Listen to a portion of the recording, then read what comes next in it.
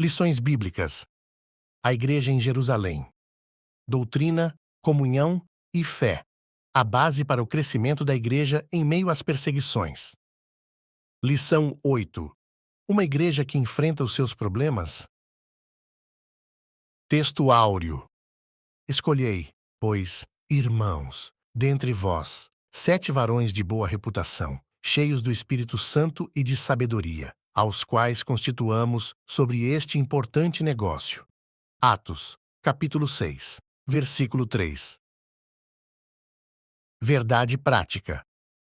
Uma igreja cheia da sabedoria do Espírito age sabiamente para resolver conflitos de relacionamentos. Leitura bíblica em classe. Atos, capítulo 6, versículos de 1 a 7. Ora, naqueles dias, crescendo o número dos discípulos, houve uma murmuração dos gregos contra os hebreus, porque as suas viúvas eram desprezadas no ministério cotidiano. E os 12, convocando a multidão dos discípulos, disseram: Não é razoável que nós deixemos a palavra de Deus e sirvamos às mesas. Escolhei, pois, irmãos, dentre vós, 7 varões de boa reputação, cheios do Espírito Santo e de sabedoria, aos quais constituamos sobre este importante negócio. Mas nós perseveraremos na oração e no ministério da palavra. E este parecer contentou a toda a multidão, e elegeram Estevão, homem cheio de fé e do Espírito Santo, e Filipe, e Prócoro, e Nicanor, e Timão, e Pármenas e Nicolau, prosélito de Antioquia. E os apresentaram ante os apóstolos, e estes, orando, lhes impuseram as mãos. E crescia a palavra de Deus, e em Jerusalém se multiplicava muito o número dos discípulos, e grande parte dos sacerdotes obedecia à fé. Introdução. Nesta lição, exploraremos a diaconia bíblica, um ministério essencial de serviço na Igreja que nos ensina sobre o serviço ao próximo. A Bíblia nos mostra que a Igreja, mesmo em seus primórdios, enfrentava desafios, mas a busca por soluções em Deus era fundamental. A criação do ministério dos diáconos não foi para estabelecer uma hierarquia, mas para organizar o serviço social na Igreja, mostrando que todos os líderes são chamados a servir. O que realmente importa no reino de Deus é a disposição em servir, independentemente do cargo ou tarefa, pois o serviço é a essência do trabalho na Igreja. Tópico 1. A identificação dos conflitos. 1. Conflito de natureza cultural. Lucas cita um conflito entre os gregos e hebreus. A referência neste texto aos gregos está relacionada aos judeus helenistas, isto é, que haviam emigrado para outros países e que, por conta disso, falavam somente a língua grega. Por outro lado, o termo hebreus era uma referência aos judeus de Jerusalém que se comunicavam principalmente em hebraico, aramaico. Havia, portanto, uma barreira de natureza cultural por conta da língua. Essa barreira cultural trouxe um conflito de relacionamento entre os crentes da primeira igreja. Isso fez com que os apóstolos, logo após tomarem conhecimento do problema, buscassem uma solução. Eles não podiam deixar a igreja de Jerusalém se desintegrar por conta de barreira de natureza cultural. A unidade da igreja não pode ser ameaçada por conflito de qualquer natureza. 2. Conflito de natureza social. Lucas explica que, em razão daquela diferença cultural, as suas viúvas eram desprezadas no ministério cotidiano. Aqui fica evidente a natureza social do problema. As viúvas de fala grega estavam sendo negligenciadas na distribuição diária. O conflito se instalou e precisava de solução. Fica em evidência que a igreja não é só um organismo. Ela também é uma organização. Ela tem sua esfera espiritual, mas também social. Era, portanto, essa parte social que estava em desequilíbrio e precisava de cuidados. 3. Qual é a prioridade? É muito comum a ideia de que o cristão deve cuidar apenas da esfera espiritual e negligenciar a social. Cria-se dessa forma um entendimento nada bíblico de que a primeira deve ser privilegiada e a segunda negligenciada. Assim, por exemplo, um evento musical recebe grande atenção porquanto mexe com as emoções, enquanto um trabalho social numa igreja local carente conta com poucas adesões.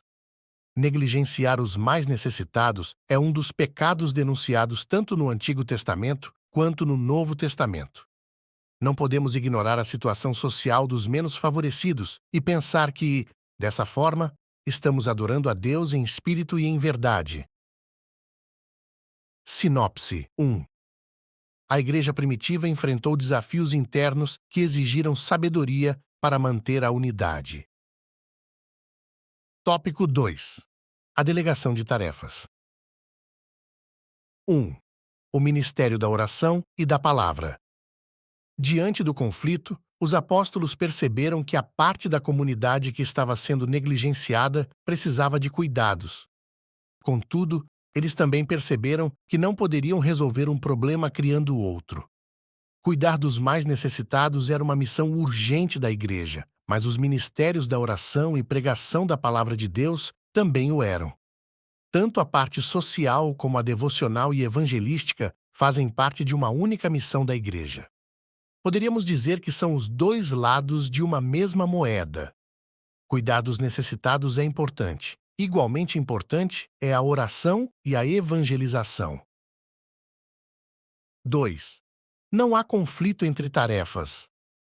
Não podemos ler Atos capítulo 6 como se o ministério da oração e da pregação estivessem em oposição com o ministério de serviço social.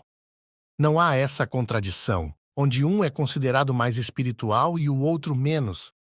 Tudo faz parte de uma única missão da igreja.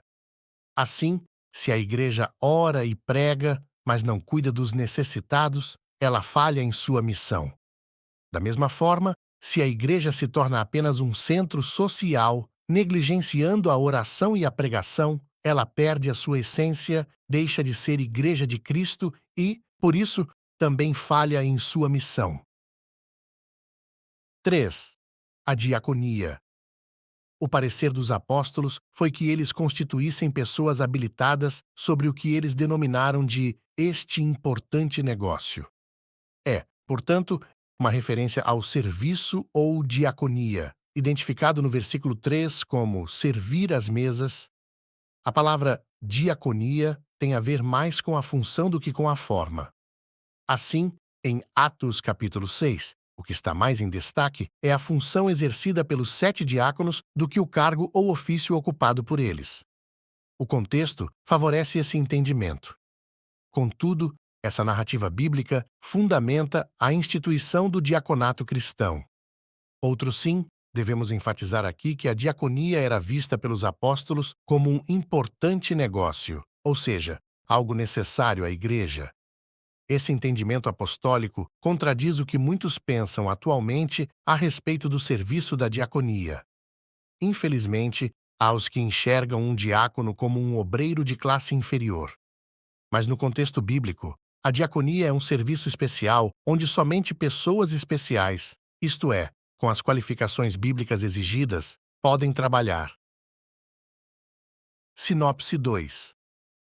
Os apóstolos instituíram diáconos para equilibrar o ministério da pregação da palavra, da oração e do serviço social. Tópico 3. Seguindo os princípios cristãos. 1. Privilegiando o caráter.